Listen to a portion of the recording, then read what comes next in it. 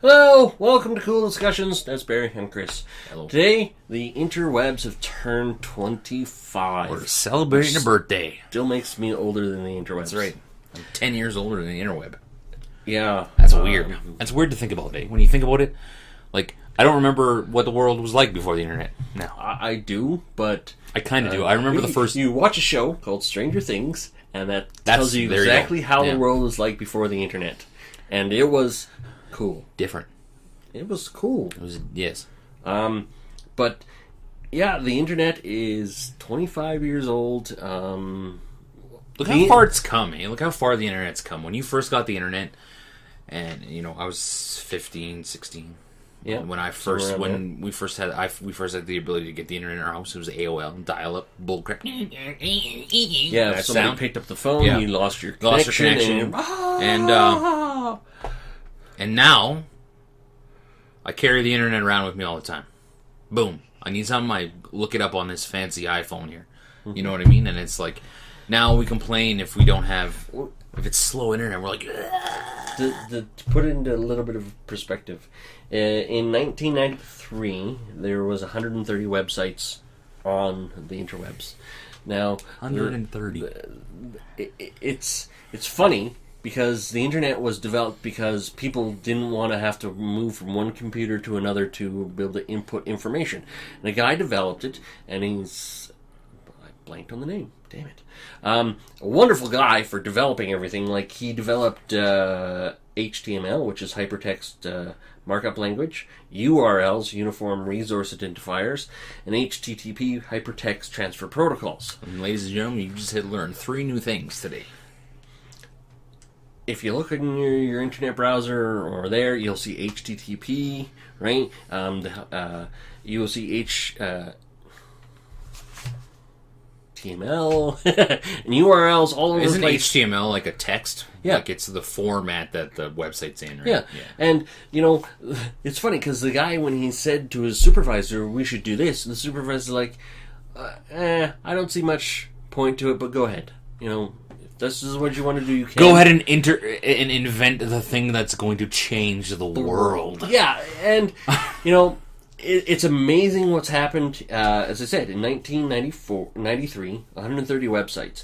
It is 93 is 620, 94 is 2,700, 98 650,000. Today, there's over 1 billion websites, and I bet you over half of that's porn.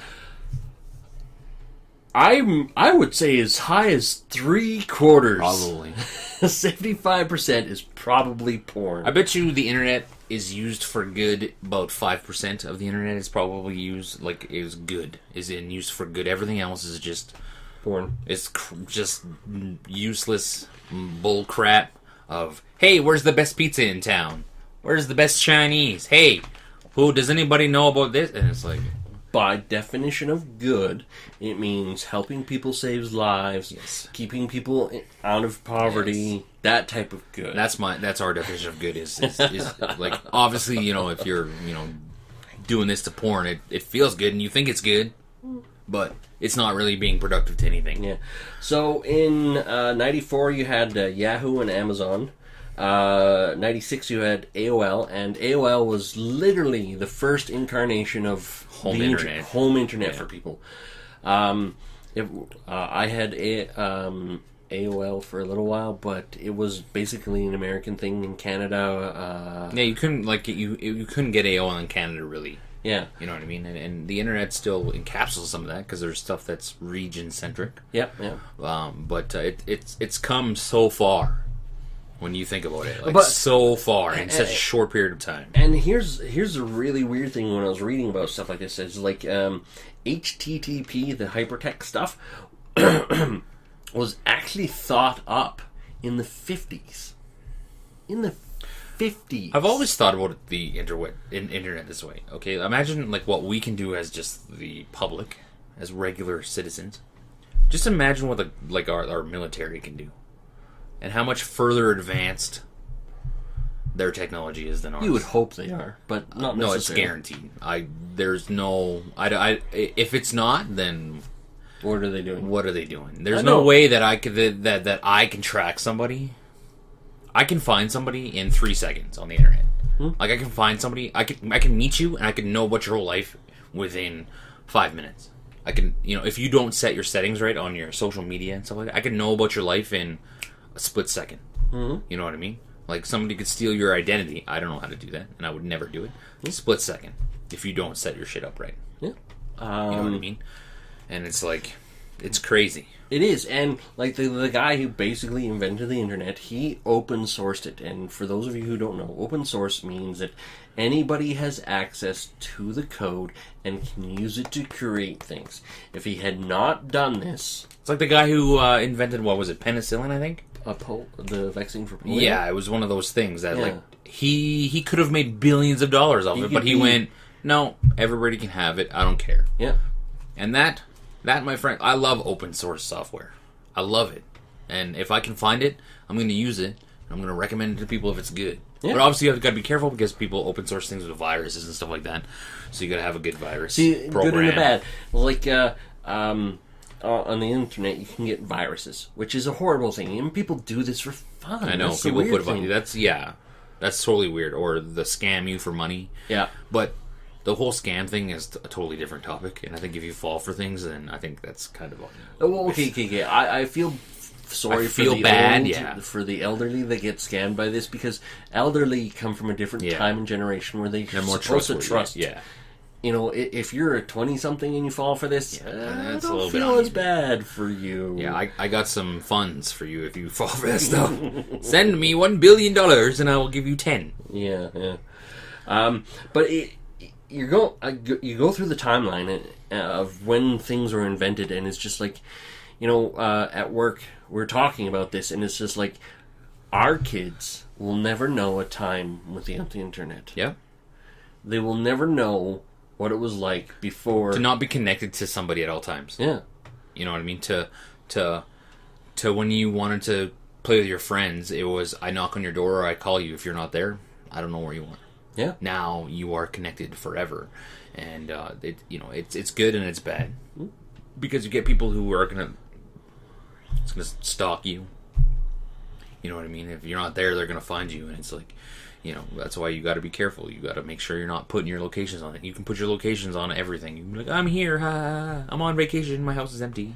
Go rob me, and it's like, it's funny. Okay, there's a book, 1984, by George Orwell, that talks about having a society that is watched, tracked, and basically you have a tag on your ear, and you're like, everywhere you go, this tag tells the government where you are, what you're doing, how you're doing it, how you feel, and everything like that. And people, like, when that book came out, it was like, oh, this is what we don't want to be. We don't want to be this totalitarian society that watches everything.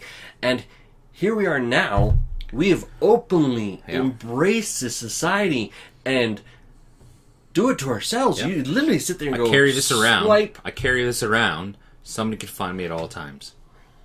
At all times. I carry this everywhere I go. At all times, somebody can find me if they really wanted to. Yeah. It's the internet is great. Internet is great. Really, really an amazing invention. It is. But as with any invention, with a lot of inventions, society has fucked it up.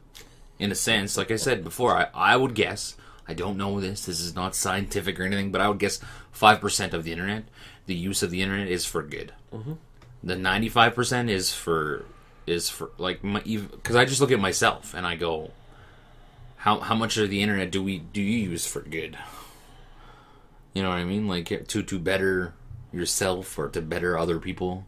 Probably a very small part of your life. The rest of it's to stream. Wait, hold on. Our percentage goes up because, one, we do this. We educate ourselves, trying to educate you guys that are listening. So we're at 7%. We're at 5.5. Woo! But the rest of them are to like, I want this. Download this music. Go find it illegally. I want to download this movie illegally. You know what I mean? And it's like, I don't fault people for it. I don't care. I've done it. I do it. I've taken movies. I've never downloaded movies because I don't have the patience to wait to download a movie illegally. I No. would just rather pay $3 and watch it legally Mm-hmm. in good quality. But the internet's it is a good thing. Don't get me wrong. It is a good thing, but at the same time, like it's so evil. Yeah, it's cool that you can talk to somebody so far away so easily. Send them an email, and it's like bam, they got it within seconds. Minutes at most. Yeah, because think about it. Like 20 years ago, you could phone people. Let's say 30 years ago, you only could phone people. Yeah. And even then, it was a hit and miss to get them. You had to make sure that they were there, right? So businesses, if you're talking to somebody on the other side of the world, you either have to be up really early or the other guy has to be up really early. Yeah. So it's good and it's really good because you can Skype, and Skype is like being able to talk with somebody right then and there. It's great because you can see a person instead of just talking to them on the phone. Before that there was snail mail or the postal service, right? It's called snail mail now because of what's electronic. That's one thing that's always baffled my mind is because we have the internet and you can do a lot of stuff on it. You do all your banking and stuff like that. When I go to the bank and I see people at the teller paying their bills. I understand, okay, if you go to the teller, it's instant, right? Mm-hmm. I don't know, I've never done it. I do all my banking online. Yeah, right? Online banking takes a day or two, depending. Yeah, it takes 2-3 days for it to process, right? But it still baffles my mind when people are doing that. Or when somebody is like at my work, we use Pure Later a lot, and the guy would always write out bills to use for Pure Later and call him, and I'm like, why don't we set up an online account? Well, I don't trust it. He's an older gentleman, and I'm like, oh, okay. But totally... we use it now. Oh, do you? Yeah, because I'm like, just do it. And we did it a couple times and it works. So okay. He's like, I trust it now. No, I get it. I totally get understand. The apprehension from using everything online because literally it just takes one day. You forget, and you're like, what's my password? Mm-hmm. Yeah, I probably and then got you're screwed. Yeah, I probably got 50 passwords, and it's like, yeah, I gotta write them down so I don't forget. And the computers now do the autosave one, and it's fine, but you still forget your password. I still write them down. And then you're logged off one day, and it's like, what's my password? And then you have to go through those giant steps to get your password. Security questions. You're like, what did I put for the answers? And it's like, I don't remember this security question. Yeah. What the hell? Yeah. And yeah. So, back to the timeline. In '98, Google appeared. Google. In '99, PayPal showed up. Now, PayPal, it's funny. There's an actual movie about this, but the internet was greatly helped by porn because porn distributors realized that the internet was a great way to get their product out in a cheaper manner than DVDs and VHS. Yeah. And way cheaper. PayPal had a lot of help from because of the porn industry, because you had to pay for porn somehow. And that's how they did it. Porn is usually the first people to try new technology, usually. Yes, when you think about actually they are. 4K porn. 3 virtual reality porn. And then everybody else goes, ooh, how can I integrate that into my thing? Yeah. Because it's good. Because porn is like, oh, whatever, we can try it. People are not going to stop watching porn. It is what it is.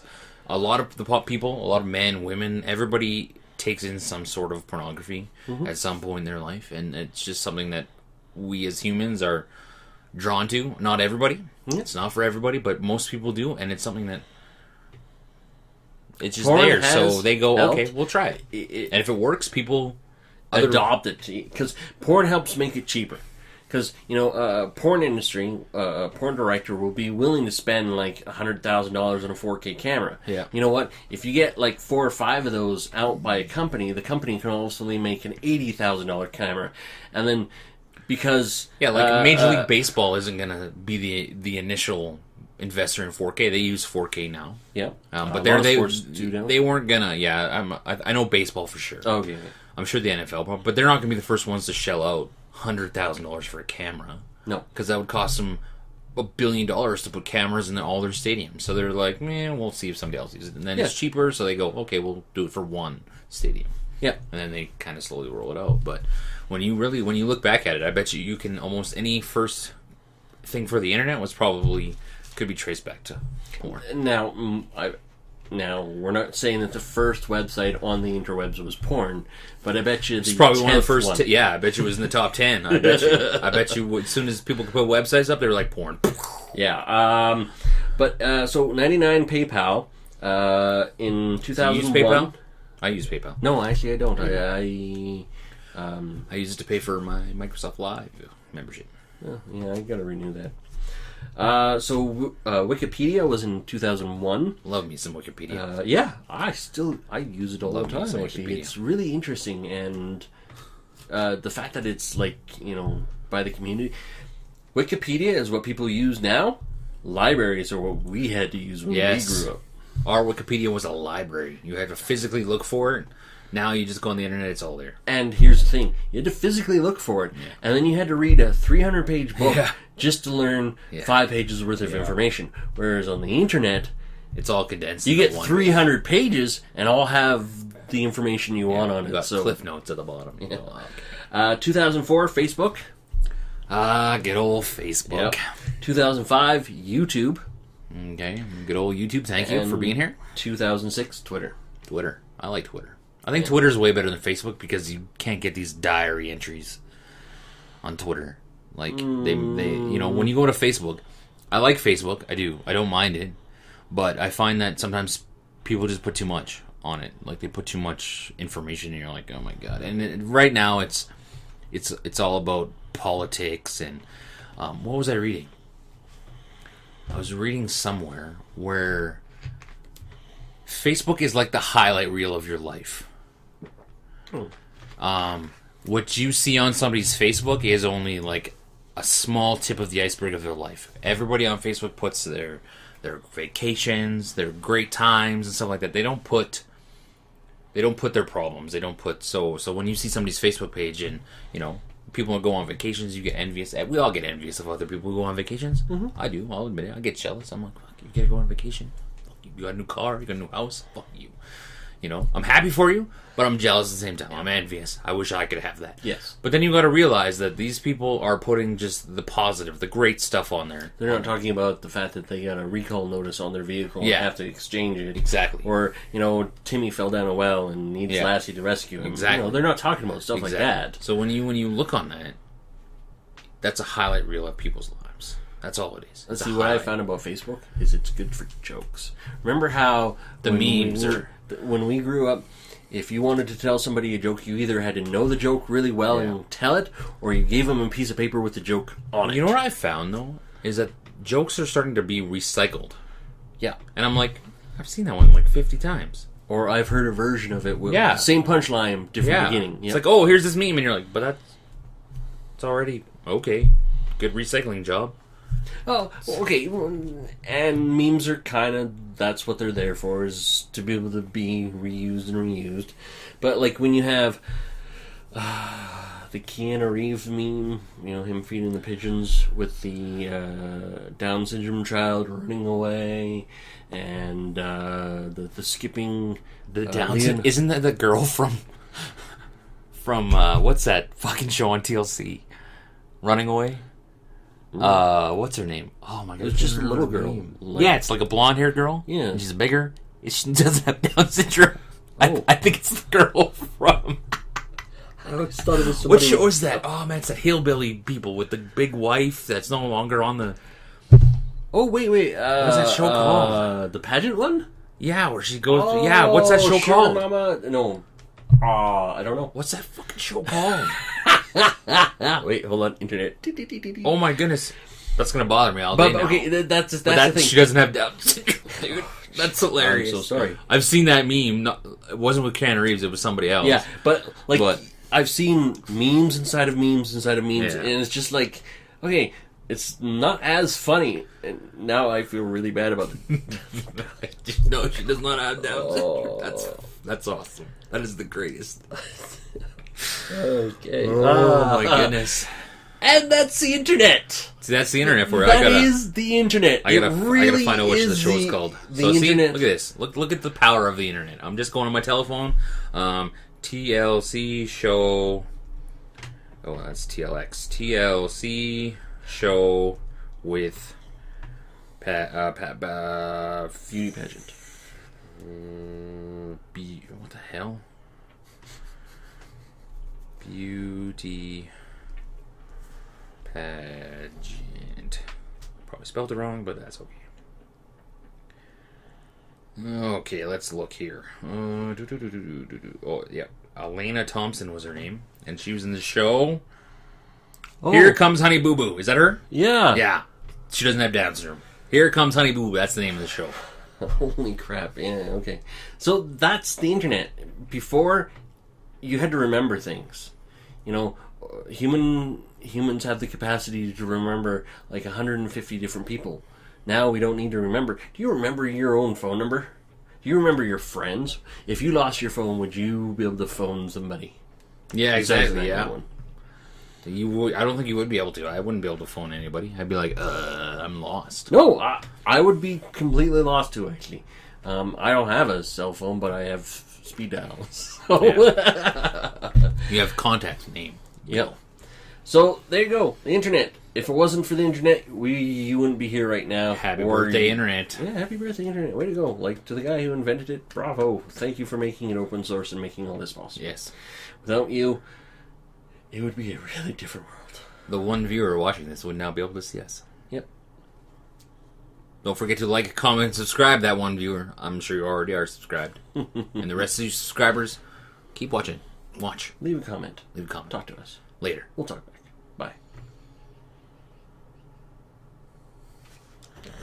Bye.